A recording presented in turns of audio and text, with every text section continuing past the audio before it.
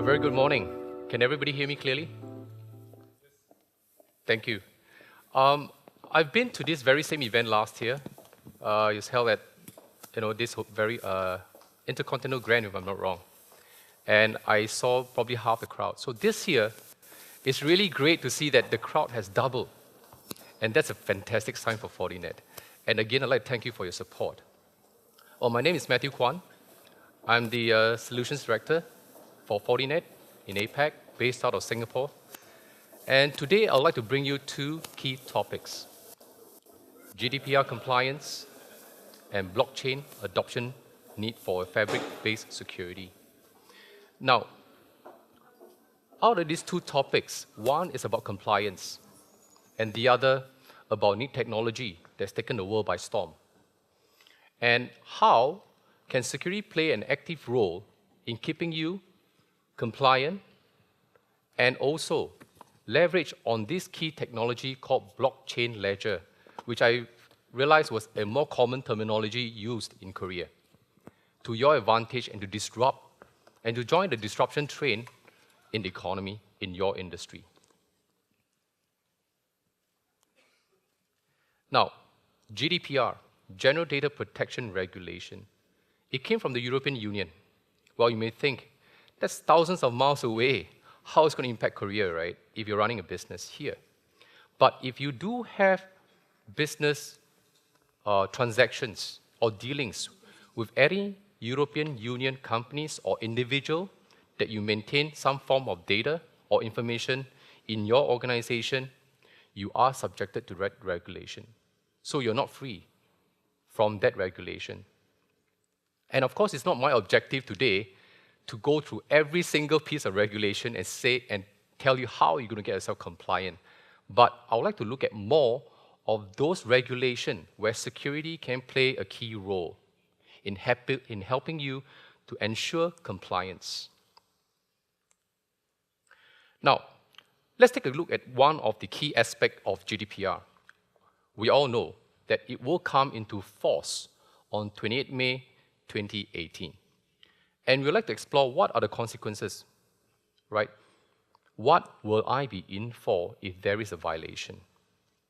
Now, the regulation indicates that it empowers the supervisory authorities in EU to assess fines that are effective, proportionate, and dissuasive. I translate that as something massive that you would learn your lesson and learn your lesson well, and may even bankrupt your organization in the process. And there are two tiers that they have defined in terms of how the fine will be determined upon a security data breach. First, 2% of your annual sales turnover, hear me correctly, annual sales turnover, 2%, or 10 million euros, whichever is higher. Or, if it's quite serious, 4% of your annual sales turnover, or 20 million euros, whichever is higher. As you can see, the regulation is crafted to the advantage of the regulatory authorities. All right, they will impose the highest fine possible in whichever condition, whenever there's a breach violation. And it also allows, the regulation provision allows the data subject or the victim, where the data breach has occurred, to seek monetary damages from the court, all right, from the agents or from the enterprise that has resulted in this data breach. So you are liable on both sides of the fence. So what better than to, let's do a scenario play on what is, on a real organization situation where data breach did occur, to better appreciate what we are in for. Now, back in early November last year, Tesco Bank in the United Kingdom suffered a massive data breach. It cost them £25 million. It was taken away from 9,000 accounts. And there were only 4 possible explanations. One, insider threat. I mean, we have been dealing with insider threat for the longest time, from post-it notes with password all written all over it, or someone sharing password and credentials.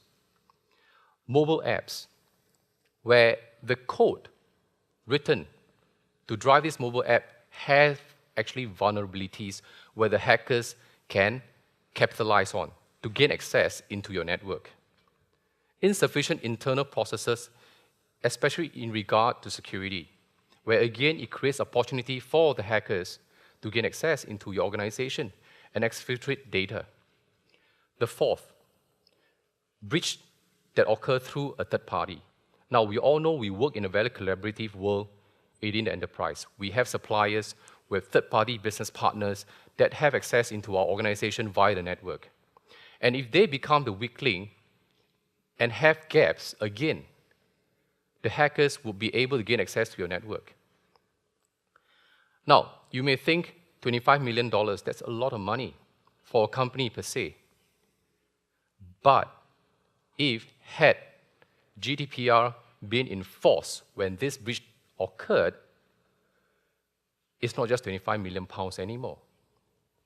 It's 1.9 billion pounds that Tesco is looking at.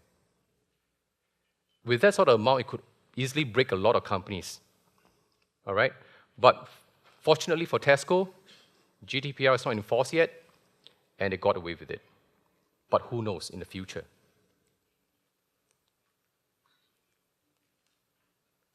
Now, the second aspect of GDPR, data breach notification. So what do we do in event that it did occur?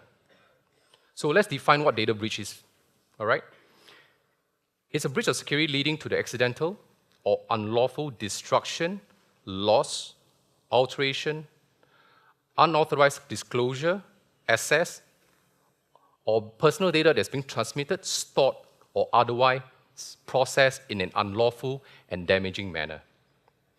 So as an entity or enterprise that's suffering the breach, you are under obligation to notify the supervisory authority, in this case, the EU agency responsible for GDPR under Article 55. I won't go into detail of that. You could Google it, all right?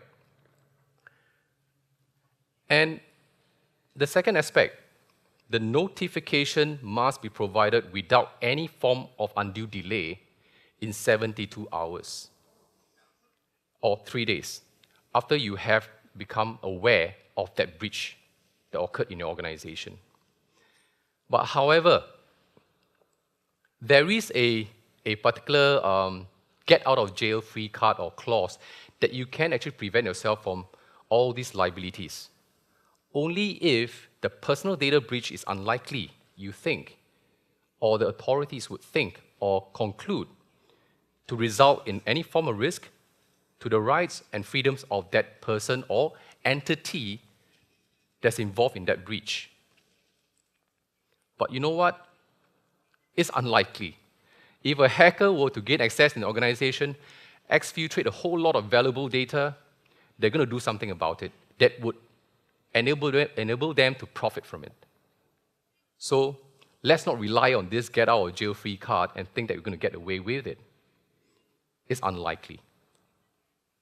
So let's play a certain scenario to get even a better picture. Let's assume we're in the year August 2018, and now we all know. After 28 May 2018, GDPR is in force. And on the 20th of August, you detected, or we know there is an initial intrusion that's occurred in the organization. But you may not be aware yet, but it has occurred. So the hacker has infiltrated your network, stayed quiet, undetected, and go about its business of exfiltrating data or any information of value. On average, on a service statistics, an organization or enterprise takes an average of 146 days before they realize they have been breached or where intrusion has occurred. So let's move forward now into the future. And this is what actually GDPR requires of you. So, January 2019, exactly 146 days after the intrusion has occurred. On the 13th of January, you detected the breach. And of course, under obligation of 72 hours, you are supposed to notify the GDPR agency in the European Union. 3 days, all right? But when they assess the damage, we all jolly well know that it's not going to be just that 3 days they're going to be assessing. From the point of identifying the breach to the point of notification, is that total 146 days that has occurred or lapsed, where the perpetrator have already done all the damage and exfiltration of data and valuable information. So what we call that is the hacker's advantage, or the window of opportunity, where they will operate freely without being detected until the point of detection. So it is actually our objective and your objective to close that window of opportunity for the hacker. Now, we all know that there's been a lot of talk about prevention, building the thickest and highest wall possible with the best possible firewall in the world. But we all know it's failing. Why? Because if you read in the news every other day, breaches are occurring. If that's not sending you a very clear signal that is insufficient in itself to prevent any form of threat or malicious breach, you've got to rethink your strategy and thoughts again. So, as far as Fortinet is concerned, we are looking deeper into the area of detection and mitigation, other than prevention. Not that we say it's not important, but detection and mitigation, because we will always assume that a breach will occur. It's only a question of when. So, the sooner you are able to detect, the sooner you're able to react faster to that breach and closing that window. So the road to GDPR compliance is one that's going to be complex. All right? I'm not going to mince my word. It's going to be complex because it's potentially going to be long because of all the regulations that you need to get yourself familiar with and what you're in for. It's complicated because of the regulations again, and it's expensive. And it will be definitely impactful on your organization as a whole because it touches your products, your services, your processes, your people. Because all these involve the utilization of data. And it's always a good practice in such a circumstance to think ahead of the threat, other than prevention, more on detection and mitigation, where we could enable ourselves to better close that window of opportunity on the hackers, to turn the table around for once. So the GDPR compliance, yes, it will impact you if you have business dealings or transactions and utilization of data in regard to EU citizens or entities. It both presents an opportunity as well as an obligation. So it's how you go about working GDPR compliance, especially with the implementation and deployment of good security practices and solutions to capitalize on this obligation and make it an opportunity for yourself.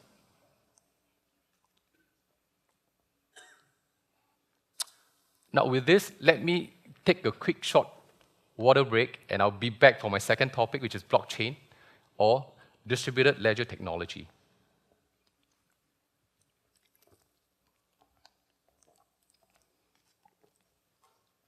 Oh, I come to realize as well that in Korea, you folks like to use the word blockchain ledger rather than blockchain or distributed ledger technology.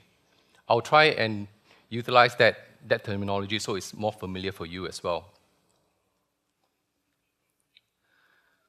So I'm not sure about how many of you out there have dabbled in Bitcoin, Ethereum, cryptocurrencies.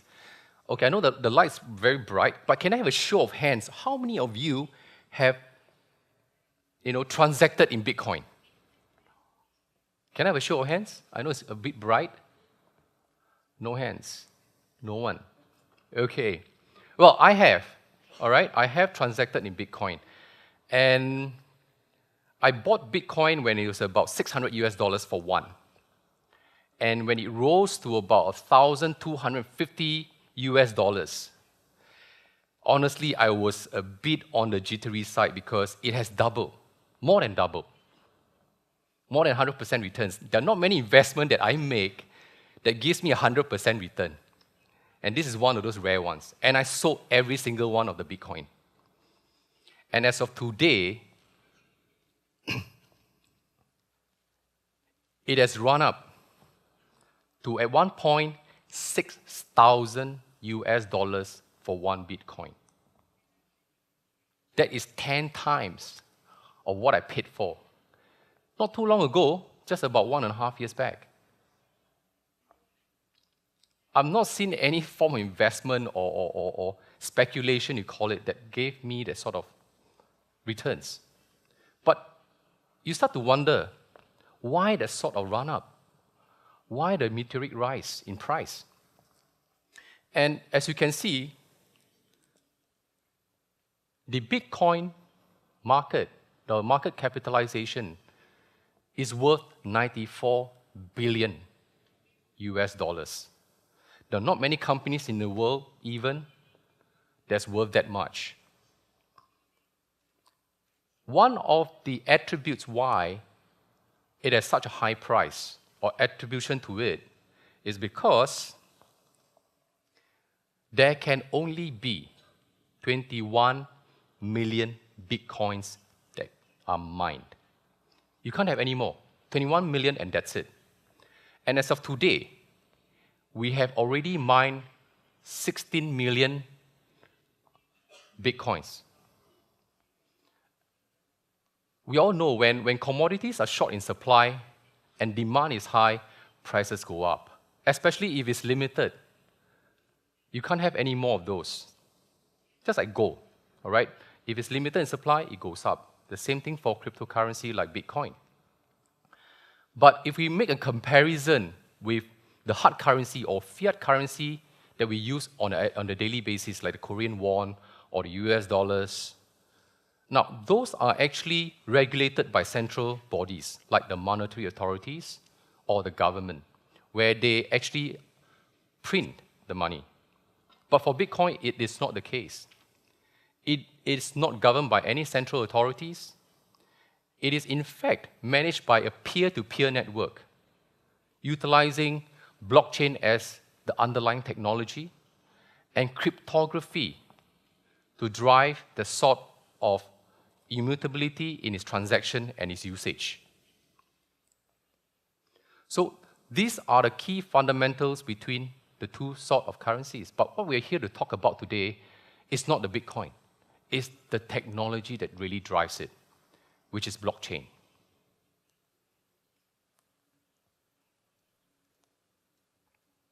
So, after the two charts, you may think, wow, this guy must know a lot about blockchain, Bitcoin, and all that, and he should be able to give me advice on how I can make my next $1 million on Bitcoin.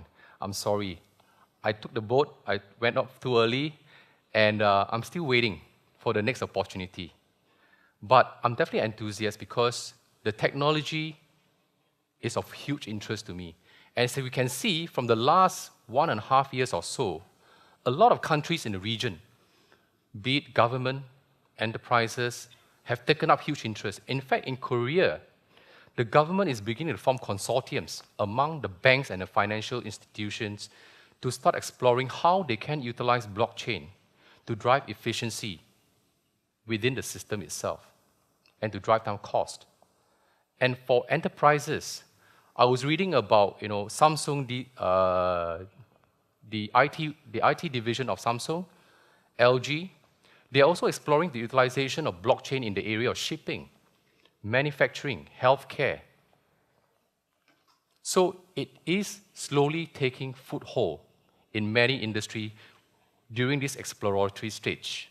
But again, there are other aspects to blockchain that we need to look at as well, and I'll cover a bit of that later.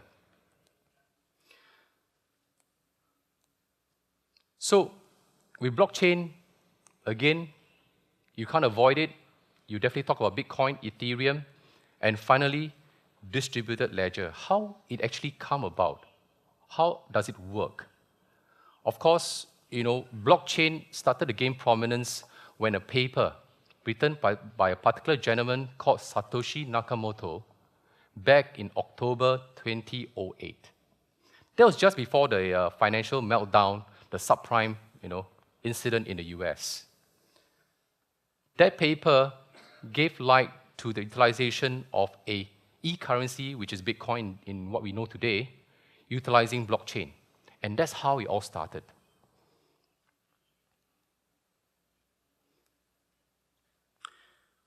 So, as with all technology, let's try and understand why it is important. As with all key technology, we realize it solves a particular fundamental problem in our society, be it social, economic, or political.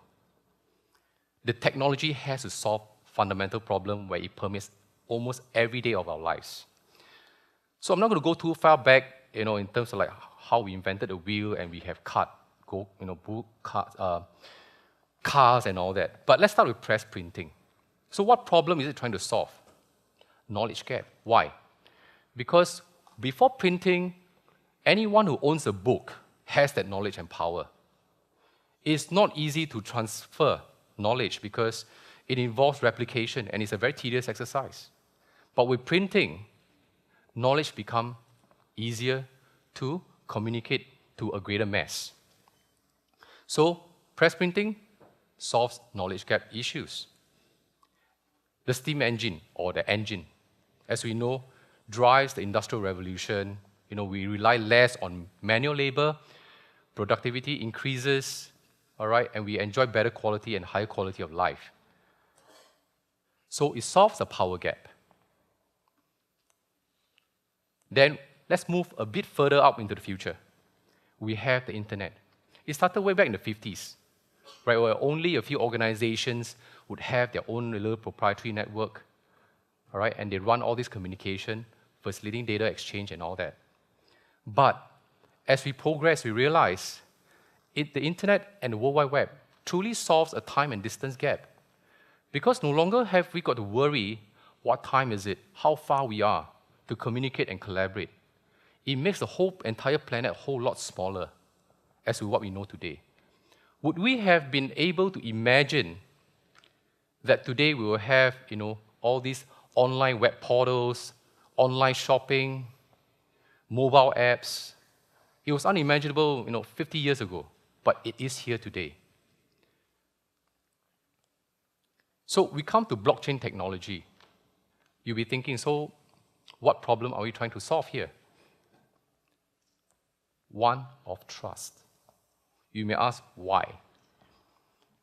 As we transact more and more and collaborate more and more, via the internet, the World Wide Web, the face-to-face contact is getting a lot less. So when you go on, shopping online, you look at a particular brochure on the website and a portal. Do you trust exactly what you're going to buy is what you're going to get? Well, I have personal experience where out of 10 purchases I buy online, lucky for me, probably 2 transactions don't turn out the way it is. So that caused me to have trust issues, all right, in today's world that we live in and collaborate and operate. And blockchain, I'll explain further more to you why it resolves the trust problem.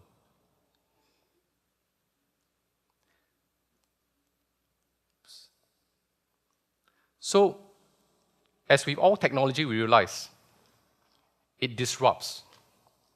Just like the internet, it has caused a lot of companies to go out of business. The very same will happen for blockchain. It's either you get on the bandwagon, ride the technology, or you get pushed by the wayside. As we've seen with many brick and mortar businesses who have suffered because they do not believe in the wave of the internet driving them out of business. And I think one of the good examples will be retail. They have been forced to change and change quickly. So what is driving the blockchain? Let's take a bit of understanding as to how we actually collect data and store them. At the beginning, we have this centralized model where everything goes to a central source and everybody access the source. But we know it's not reliable because once the source fails, the entire network is down. Not the best option. Then we say, hey, let's do federation. Let's split the risk, spread the risk. But again, there is a fundamental problem. If one of these federated nodes were to fail, you have incomplete data, incomplete information. Again, not ideal. Then we have distributed, where every single node in this particular network stores or maintains the very same data or information and ledger. So regardless if any of the nodes were to fail, the other nodes hold the very same information and data. So it's a whole lot more robust and reliable as far as management of data or information and transaction is concerned.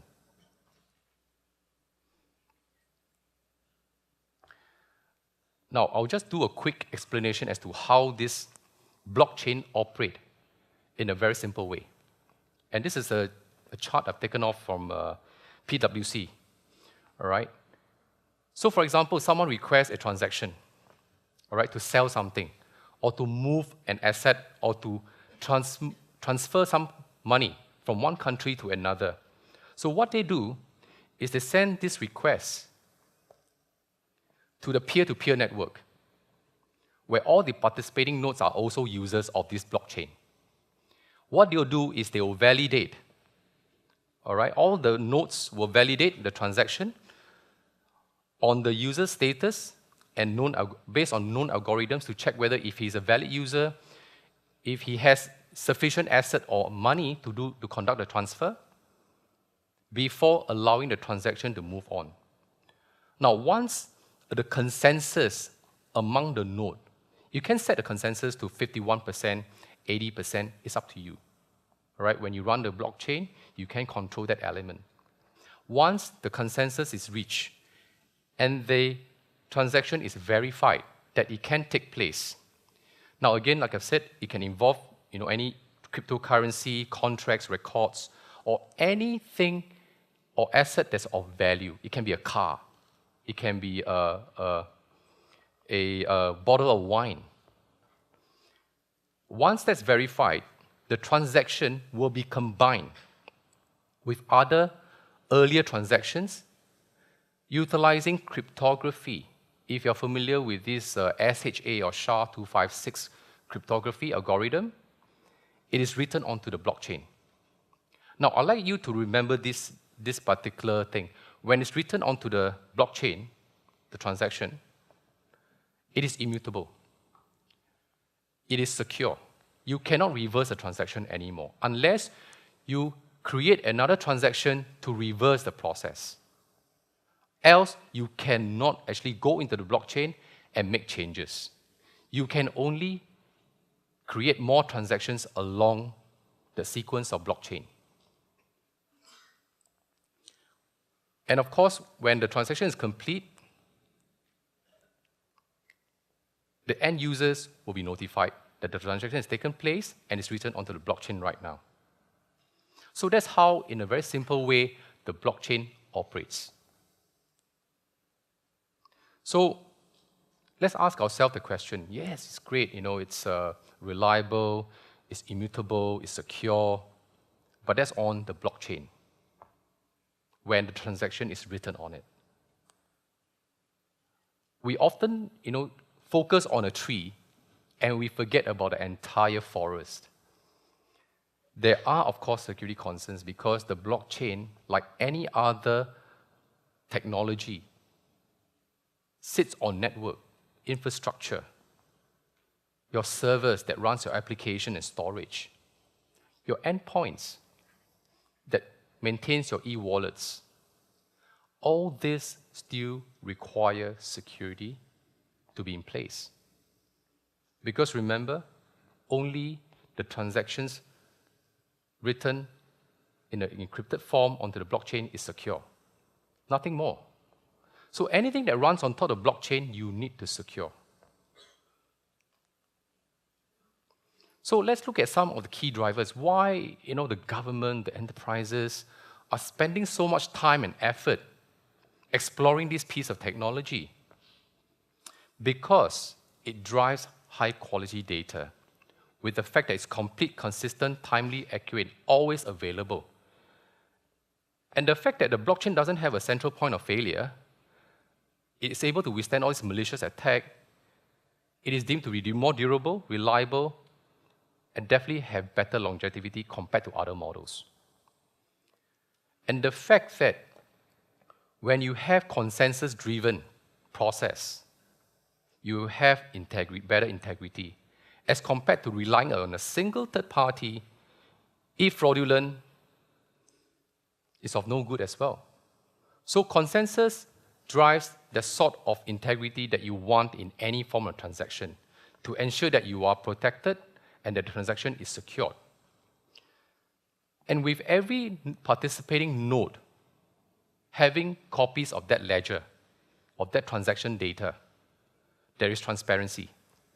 And you can't simply, on whim and fancy, make changes to the transaction that's already encrypted onto the blockchain, because the consensus wouldn't allow it if it's not validated or verified. It can never take place.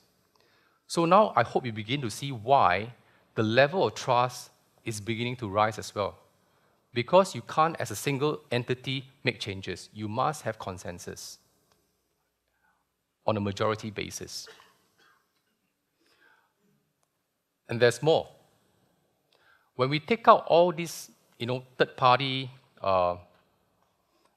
entities, it simplifies the ecosystem. Because with nodes doing all the validation and verification, it's a whole lot simpler. Once you have consensus, it passes the validation and verification. You don't need a third party to tell you that. And of course, with the third parties all removed, the transaction time is also a whole lot faster. There has been examples. For example, when you do remittance, transferring your money from one country to another. If you use a typical bank, for example, it takes about 3 days. And in a blockchain environment, it's 30 minutes at most. That's the kind of efficiency, simplification, and faster transaction time we're talking about. And of course, without all the third-party entities doing all this additional legwork, you enjoy lower transaction costs. Because none of the nodes will actually collect money for that particular validation and verification of transaction. So in summary, the distributed ledger or blockchain ledger is about consensus to drive the level of trust in terms of the validation and verification. Provenance, that what you are trying to transfer or transact as an asset from one party to another is of trustworthy source as well. And when you have transacted, you cannot reverse the transaction. It's cast into stone in blockchain through cryptography. And there is finality, which means when it's done, it's done. And all these contribute towards the building of trust when you transact with an entity that you may not necessarily meet face-to-face, because the trust is built within the peer-to-peer network consensus. So what are the impact of blockchain ledger on businesses today? First, like I said, the removal of third-party agencies in doing all those additional legwork for you. So there will definitely be a loss of fees for clearing and settling or management of your transaction. So they would lose that ability because no need for them anymore. And there'll be a loss of investment in terms of money being held short-term. So imagine a bank that does transfers of money from one country to another for you. They are no longer able to hold that 3 days and utilize it for other side investments to make additional profits while transferring the fund. That goes away. And the loss of custodian fees as well, because in some cases, in my country, in Singapore, I do get charged for putting money in the bank on a monthly basis. So I get double whammy because they make money from my deposits, and they make money from me for putting money in the bank or with the bank as well. Of course, I do get a miserable interest that's way lower than what they're making. So on this three front, all those entities that has a lot of third-party role that you play in doing all this validation, verification, are going to be obsolete in time to come. So a lot of enterprises are trying to remodel their business to see how they can operate in this very transparent model where they are no longer deemed as a third party, but as a participating node. So, you know what? There's more. There are more challenges, of course, when you look at blockchain. It's not as simple as we thought when you deploy it, because it's in its early stages.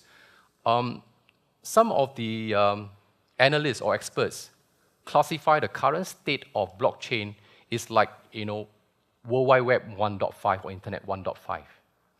It's in its early days. And with, just like Internet, when it started, we didn't have problems like, phishing emails or ransomware with Petya, WannaCry. We don't have all that problem. All you had was maybe some viruses that infected your boot sector. That's about it. But as of today, as we see how technology has evolved on the Internet, we get more complex threat. The same will happen with blockchain. In its early days, we were still on the exploratory stage. We were not exactly sure what sort of threat could come about, but we have identified a potential few. Consensus hijack. Now, if you remember, I've mentioned that there will be consensus that be set at 51% or 80% to validate and verify the transaction. So if a hacker has enough computing power to generate enough traffic that drives that 51%, he can effectively control the blockchain. But we all know, as the blockchain grows larger, the chances will get slimmer, because it's quite impossible to have that sort of computing power today. But it's one of those possibilities. So you need to be mindful. DDoS. Yes, you heard me right. You may think that it only happens at your firewall that's being attacked with DDoS, it shuts it down and all that. But imagine if you have an e-wallet. You're part of the participating blockchain nodes. And your e-wallet, after being infiltrated, generates a lot of transactions, fraudulent transactions. It floods the blockchain network. It will slow it down. So that is the version of DDoS attack as far as blockchain is concerned. So that's the second one. Side chains. As we all know, as we move into the blockchain environment, we still have suppliers. We still have business partners who may also adopt blockchain. So when we bring these two together, they are considered a side chain. And to bring the two side chains together, they utilize what I call two-way pegging to facilitate the movement of asset between these two chains. So for example, if I am Kia or Hyundai, I manufacture cars, but I don't run, for example, the truck that moves my car to the port. I need to work with a third party. So I need to ensure that the two blockchains are combined via this two-way pegging, and that is secured. But as we know, whenever we join things, there will be weaknesses. So again, if that weakness is exploited, a lot of transactions would not be reconcilable between the two chains, and that is a problem. The other one is smart contracts. So the blockchain provides the basic infrastructure as to how we conduct our business. But smart contracts provide the ability to further add in conditions, parameters, as to how we would run the transaction and then write it into the blockchain. So as we know, as with all codes, if we don't write it carefully, in a very secure manner. Just like Microsoft and all the other applications, there will be vulnerabilities, there will be gaps that the hackers can actually utilize again and to breach the organization and exfiltrate the data. And this did happen actually with one of these decentralized autonomous organizations where they are a fundraising entity utilizing Bitcoins or Ethereum cryptocurrencies to raise funds for new startups. So within 28 days, they managed to raise $150 million. And they wrote a smart contract, a program that sits on top of the blockchain to determine the conditions as to how a company, a startup organization, can actually access and retrieve funds from this particular source. So this company actually realized there was a flaw in the smart contract. And they managed to exfiltrate $50 million worth of money, or ether worth. So it is still in its early days, blockchain. So these are the 4 potential areas you need to look at if you intend to embark on this particular technology. So just in case you are wondering where can I get more information about blockchain and all that, you can get started very easily through the Linux Foundation projects, where they actually create a hyper-ledger environment that you can download and run a simulation or run trials. And if you are a financial organization, R3, where they are a consortium of banks, financial institutions, regulators, trade associations, services firms, technology companies, they developed this platform called CODA. So it's very suited for financial, associated companies to utilize to start your blockchain. So let's look at how we're going to embark on this road to GDPR and compliance and blockchain security. According to Gartner, you should be very concerned because, in terms of compliance and technology adoption, they say that 60% of the digital businesses today will suffer major service failures by 2020 due to the fact that IT is unable to manage all the digital risk that's coming online. As we all know, the hackers today, or the cyber criminals of today, they're a whole lot more organized, they're a whole lot more better financed, in fact, sometimes better than the IT department from the company itself, because there's a lot of profits and interest for them. And let's look at how we solve this problem, from a traditional basis. Of course, we look at best of breed. Buy the best firewall is where we always start. The perimeter, the wall. Then we move on to wireless security, device, protecting our applications. Maybe dabble a bit on unknown threats, put in an advanced threat protection. Wow, we move to the cloud. We need to protect that as well. But if you realize these are pieces, probably from different vendors, and they are the best of breed in those areas, I don't deny, but the fact is that they are individual solutions that do not communicate with one another. That creates a problem in terms of visibility to an entire network, to gain a holistic picture, so that you can better control the situation. And of course, to also automate as much as possible your security processes, so that it has a lot less pressure on your IT and security team. And gaps will surface when you have a model like that, where each of these solutions do not communicate with one another. Again, this is like a sign telling the hackers, come, I have gaps, but I have the best of all solution in each of the silos. They like this sort of environment. So we've got to ask ourselves, is this still the best approach? I mean, look, this model has been around for the last 25 years, starting from the firewall.